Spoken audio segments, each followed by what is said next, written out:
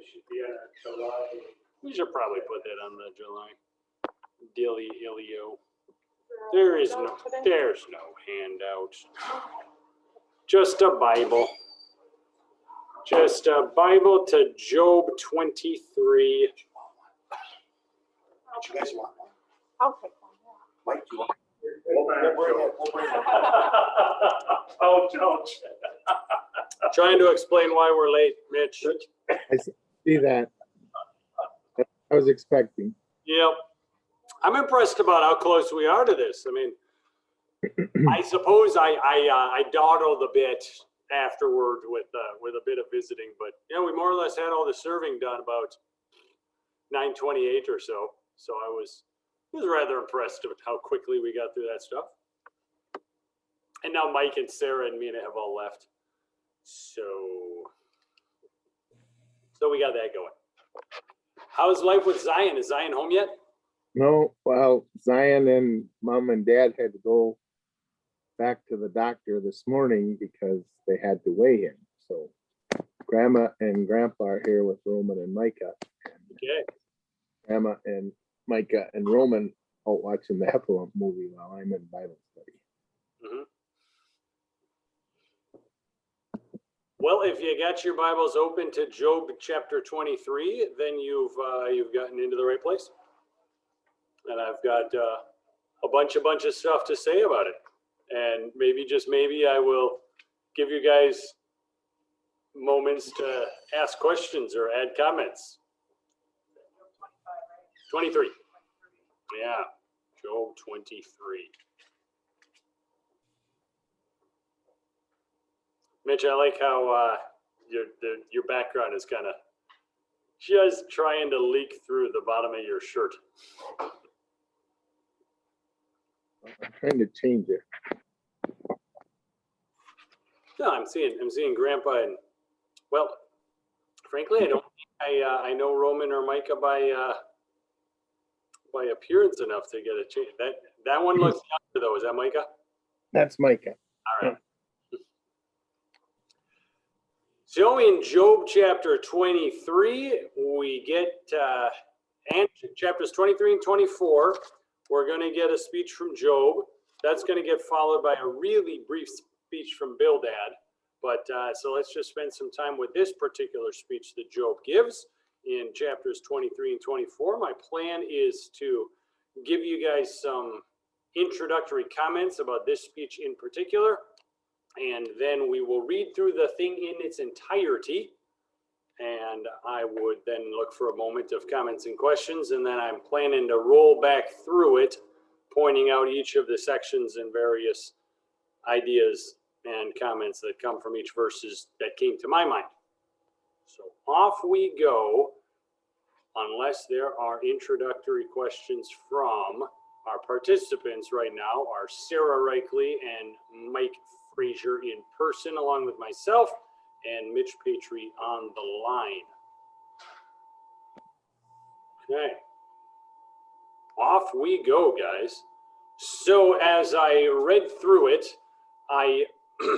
first thing I wanted to say is concerning chapter 24. Now, the chapter breaks are somewhat artificial, but in what is now known as chapter 24, sounds an awful lot, chapter 4 does, like Eliphaz's, Bildad's, and Zophar's speeches. So if you compared Job's chapter 24 to some of the speeches you would have heard earlier from the other guys, you will notice many similarities of ideas, if not in phrases. And to sum it up from my part, it is terrible that evil people do evil things. And now we are joined also by Mina Reichley in person. Job's point here in chapter 24, it's terrible that evil people do evil things. So it is good then when God punishes those evil people for doing those evil things. The trouble with this speech on Job's lips, as it has been the trouble with the speeches of Eliphaz, Bildad, and Zophar, is that it does not answer why did the bad things happen to Job that answered to Job. Why is he so sick and poor after he had been so fat and sassy? Doesn't answer that. Looking back at chapter 23, is Job expressing hope that he could find God, and once he found God, God would judge him because he is confident God would acquit him. God would save him. If only I could find God to enter into judgment, then he would acquit me and he would come to my defense. But Job doesn't know where to find God to make him judge him, so he can't get that acquittal. So as he is complaining that he can't find God to enter into that judgment and get that acquittal, be saved in that way, thinking again about chapter 24, what to make of it, where he says, it really is good when evil people get punished because it's so terrible when evil people do evil things. How about Job showing that we all know God judges evil people? We've seen it and we know it. The thing is, it happens after death. And Job, in pointing out that people who do evil things do end up getting punished, he is implying the point he was making in chapter 23. We don't know what would happen if God judged me. We know what happens when God judges evil people, they get punished. What would happen when God judges me? Because I've not done evil. So this would fit with Job's previous points that as much as you see evil people prospering and disaster, as much as you see evil people prospering, judgment's coming for them. And Job's own loss of his prosperity is not evidence of his evil, because so many times you see evil people being successful, prosperous, right up until the end. So judgment is going to come after death. And in that way, Job kind of answers the question he had in chapter 23. Where is God that he will enter? How can I enter into judgment with God? So let's hear chapters 23 and 24, the whole speech, and then have a moment for questions and comments. Here we go. Then Job replied, "Even today my complaint is bitter. His hand is heavy in spite of my groaning. If only I knew where to find him. If only I could go to his dwelling, I would state my case before him and fill my mouth with arguments. I would find out what he would answer me and consider what he would say. And would he oppose me with great power? No, he would not press charges against me. There an upright man could present his case before him, and I would be delivered forever from my judge. But if I go east, he's not there. If I go west, I do not find him. When he is at work in the north, I do not see him. When he turns to the south, I catch no glimpse of him. But he knows the ways that I take. When he has tested me, I will come forth as gold. My feet have closely followed his steps. I've kept to his way without turning aside. I have not departed from the commands of his lips. I have treasured the words of his mouth more than my daily bread. But since he stands alone, who can oppose him? He does whatever he pleases. He carries out his decree against me, and many such plans he still has in store, and that's why I'm terrified before him. When I think of all this, I fear him. God has made my heart faint. The Almighty has terrified me, yet I'm not silenced by the darkness, by the thick darkness that covers my face. Why does the Almighty not set times for judgment? Why must those who know him look in vain for such days? Men move boundary stones. They pasture flocks they've stolen. They drive away the orphan's donkey. They take the widow's ox in pledge. They thrust the needy from the path. They force the poor of the land into hiding. Like wild donkeys in the desert, the poor go about their labor of foraging food. The wasteland provides food for their children. They gather fodder in the fields, glean it in the vineyards of the wicked. Lacking clothes, they spend the night naked. They've nothing to cover themselves in the cold. They're drenched by mountain rains. They hug the rocks for lack of shelter. And the fatherless child is snatched from the breast. The infant of the poor is seized for a debt. Lacking clothes, they go about naked. They carry the sheaves, but still go hungry. They crush olives among the terraces. They tread the wine presses, yet suffer thirst. The groans of the dying rise from the city. The souls of the wounded cry out for help. But God charges no one with wrongdoing. There are those who rebel against the light, who do not know its ways, do not stay in its paths. When daylight's gone, the murderer gets up, kills the poor and the needy. In the night, he steals forth like a thief. The eye of the adulterer watches for dusk. He thinks, no eye will see me, and he keeps his face concealed. In the dark, men break into houses, but by day they shut themselves in. They want nothing to do with the light. For all of them, deep darkness is morning. They make friends with the terrors of darkness. Yet they are foam on the surface of the water. Their portion of the land is cursed. So no one goes to the vineyards. As heat and drought snatch away the melted snow, so the grave snatches away those who've sinned. The womb forgets them. The worm feasts on them. Evil men are no longer remembered, but are broken like a tree. They prey on the barren and childless woman, and to the widow show no kindness, but God drags away the mighty by his power. Though they become established, they've no assurance of life. He may let them rest in a feeling of security, but his eyes are on their ways. For a little while they're exalted, and then they're gone, brought low and gathered up like all the others.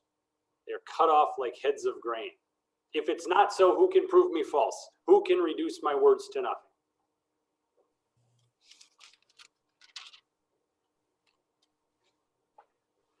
Questions or comments on Job's tirade of chapters 23 and 24?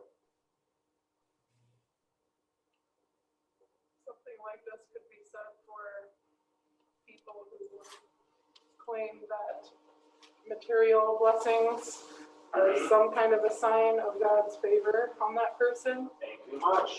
And the evangelists, the prosperity evangelists. Your prosperity gospels do not take into account Job at all. No, they couldn't. Wow. It'd be they would take in, they wouldn't take in this bit. No. But yeah, as you hear Jesus affirming this word of the Lord, when the disciples are just appalled that rich people are not blessed by God, when he says it'd be easier for a camel to go through the eye of a needle than for a rich person to enter the kingdom of God. And it's implied in the text there that they were just like, well, then who the world can be saved if the obviously blessed can't be saved? Job would likewise point out, those who are prosperous and blessed, that's no sign of their righteousness. Am I speaking back to you where you're gathering up? All right. Very cool.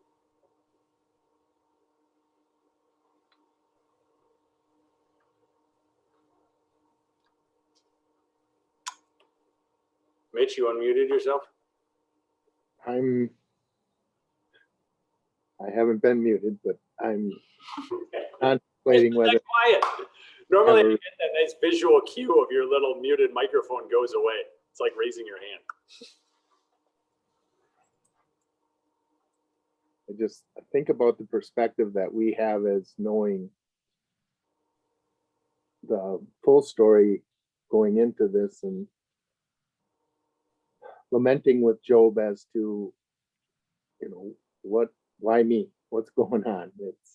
It's still the same thing where his buddies are pointing fingers at him, but he's like, whoa, I'm a mirror. I'm deflecting all that pointing because I don't see it. So he wishes that he could, and I really get that he would say, if what you're saying is true, that'd be awesome, because then it would make perfect sense. Exactly.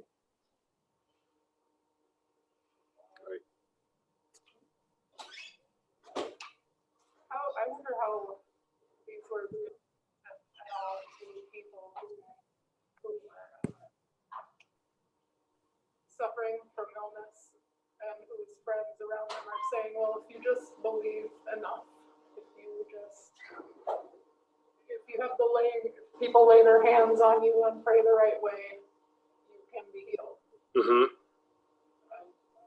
You know, if it doesn't happen, then like, well, you're praying the right way, or hard enough, or believing hard enough.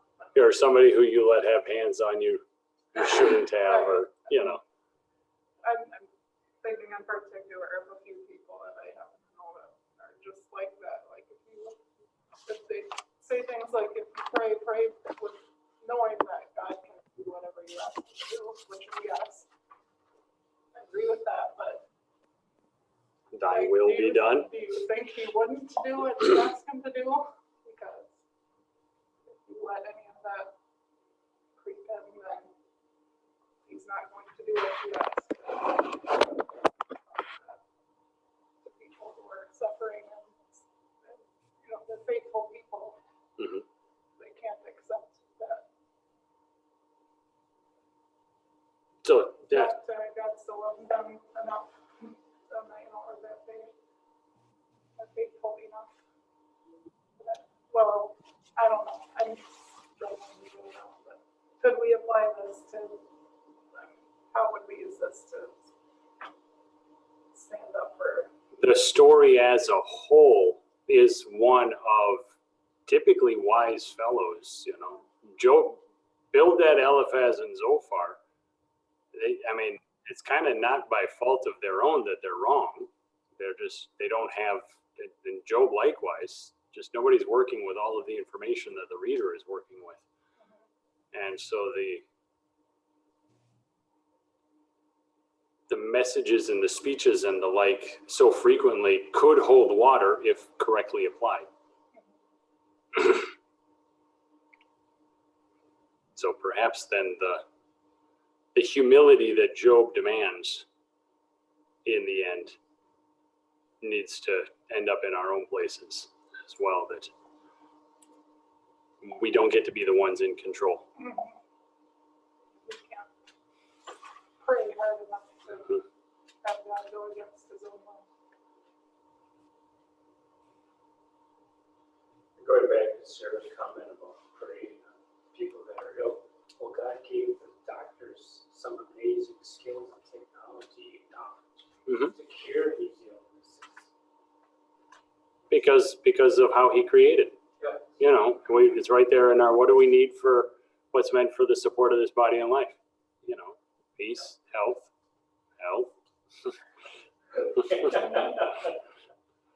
And as he has created all this, as much as sin mars it, it is still his good creation that he is redeeming and has set into order and set to rights. And there is much in here yet for us to discover. This is kind of wandering around aimlessly in a field, but similarly when we are getting married, you've learned and known and loved the things about your beloved in your courting days and through your engagement. And, if you know enough about that lovely person to say, yes, I will spend the rest of my life with you. But then, talk to anybody who's gotten to spend 50 and 60 years of marriage together. And it's still the comment and the experience so very clear that I still don't know all this. So searching out the Lord's creation, searching out the Lord's will, then we can go right back to the Bible for that reason. That's what are the right words of comfort to a person that is suffering from illness? That not necessarily that they pray or believe hard enough that God will heal them and make them all better, but that seems like the wrong thing to say to anyone, because God might not heal them. But may call you home. Right. best thing, of course, but to someone like a young mom or someone, where it's tragic, Thanks, so much. they're not like old age and ready to enter the end of their life. But Yep. Good job, Eddie. Sorry. Nothing to be sorry about. Our root beer people coming through. so, what are the right words of comfort? That's clearly that Job's friends didn't have the right words of comfort. No. They had a good start, though. They had a good start with listening. Right. They had a good start of joining him in his misery. Yeah. And then they also continued on. It's something you hear them arguing back and forth, but they are at least having this conversation with each other. And starting to use each other's, they started a little while ago, now we're into chapters 23 and 24, but they're using each other's arguments. You kind of get a sense they're trying to use them against each other, but it shows that they have been listening. Okay, that was not the town siren, just a weird little siren-y sound. Let me go through the units of the speech that I see. So please point your eyes at chapter 23, verses 1 through 9, in which I would summarize 23, 1 through 9 as a section where Job is expressing his trouble that he doesn't know where to find God to be judged. And verse 7 is central in why this troubles Job. Because before God, in verse 7 it says, an upright man could present his case before him, and then I would be delivered forever from my judge.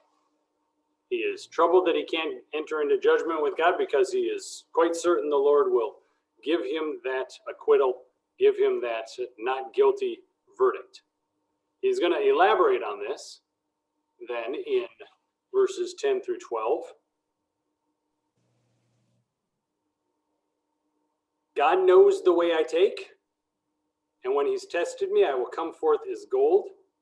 My feet have closely followed his steps, and I've kept to his way without turning aside.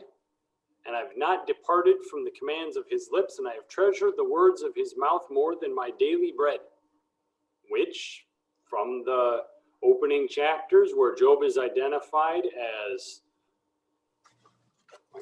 it's that nice four-part thing you'd think I would have memorized by now. Have you ever considered there was a man named Job who was blameless and upright. He feared God and shunned evil.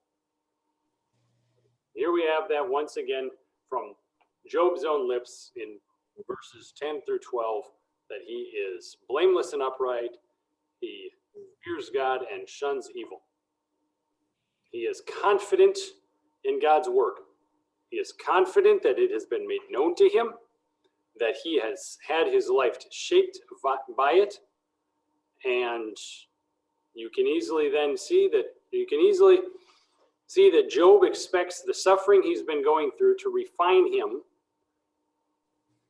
that his life, his faith, all of that will be just better for having gone through this. My feet have closely followed his steps.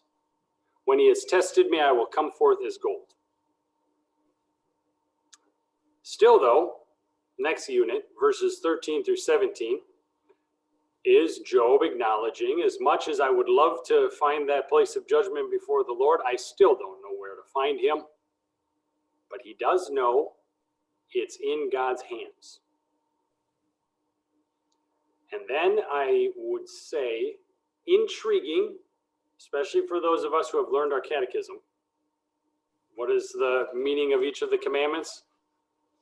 We should fear and love God. Fear and love God. So intriguing that when Job, even though he's expressed that confidence in verse 7, that if an upright man could present his case before God, then I would be delivered by my judge. And then everything that we just heard again in verses 10 through 12. Still, though, in verses 13 through 17, Job expresses fear. God has made my heart faint. The Almighty has terrified me. That's verse 16. Verse 15. That's why I'm terrified before him. When I think of all this, I fear him. He holds the confidence, but still also holds the fear. And I think this is the righteous fear, the likes of which that we acknowledge before the commandments. We should fear and love God in this righteous way. But you still hear the confidence in verse 17. I am not silenced by the darkness.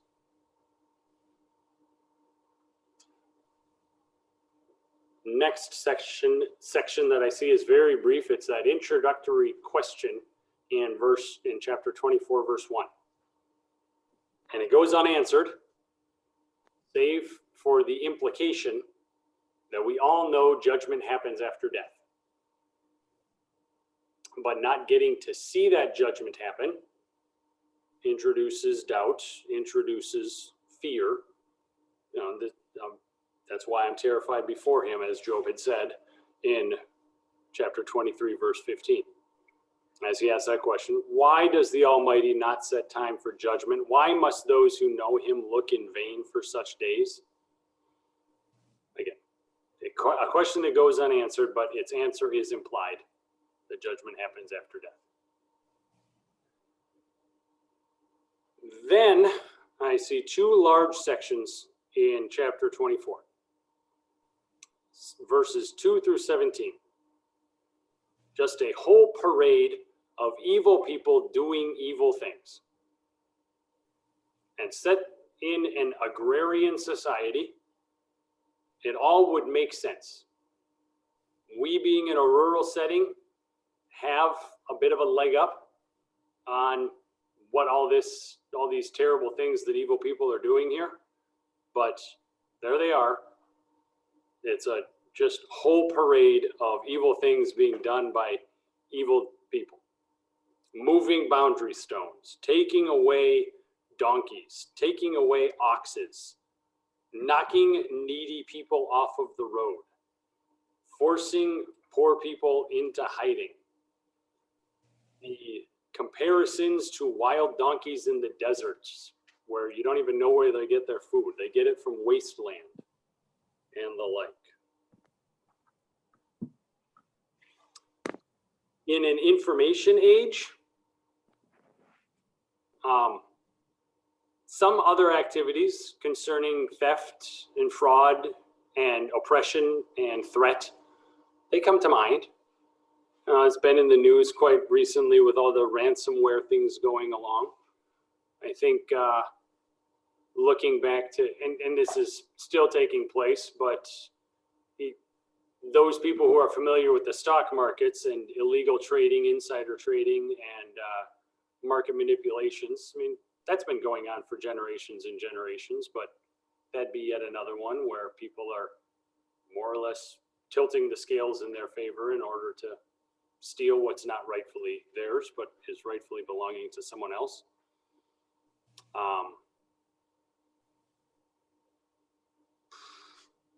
We get terrified about online safety, kidnappers luring children online. Here we get words about fatherless children being taken away, the infant of the poor seized for a debt. So there you get into human trafficking, slaving, and the like. Unlivable wages. Verse 11 is especially troubling, and I think seeing that picture in the agrarian setting would certainly put us in mind of some certain settings that we are a little more familiar with in our knowledge of society. There they are, the poor people in verse 11, crushing olives among the terraces. They're treading the wine presses, and yet they are suffering thirst. They are working with the affluence of the land. They are producing the wine that is getting the rich people drunk. They're right there in the midst of all of that, and yet they themselves go thirsty. It is like the cogs in the wheel that we are familiar with, the laborers who are doing work for the super rich, and yet they themselves are yet in poverty, struggling to put food on the table, yet they are still thirsty. So close to all that affluence and yet not taken care of by any of it.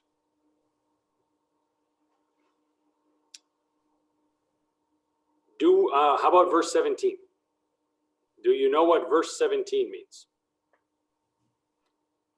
For all of them, deep darkness is their mourning, and they make friends with the terrors of darkness.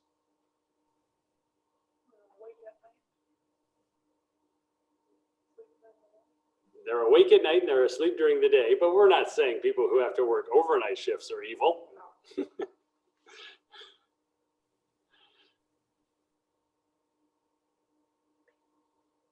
So what is it that deep darkness is their mourning, and they are friends with terrors of the darkness?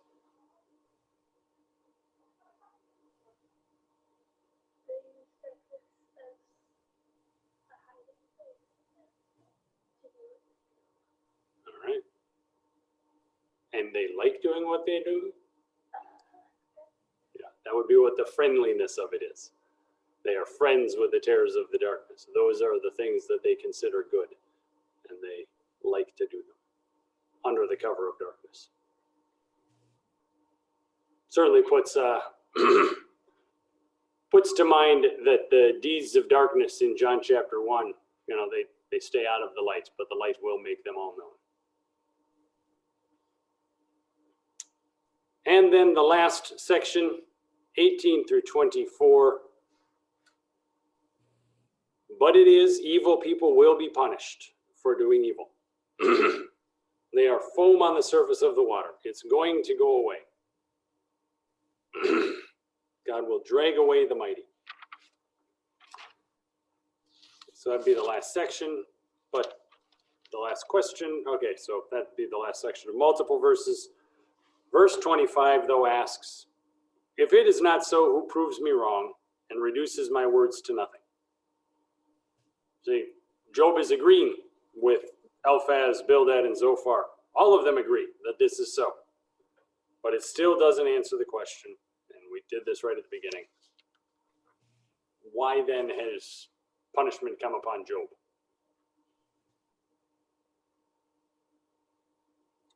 We will hear briefly from Bildad, and then we will get started on Job's longer tirade, which continues for chapters 26 through 31. 26, 27, 28, 29, 30. So he gets 6 chapters then. So very unlikely we'll be able to get through all of Job's next tirade, but we will get started on it after we hear Bildad's last brief contribution. Thank you guys very much for the time. Thank you.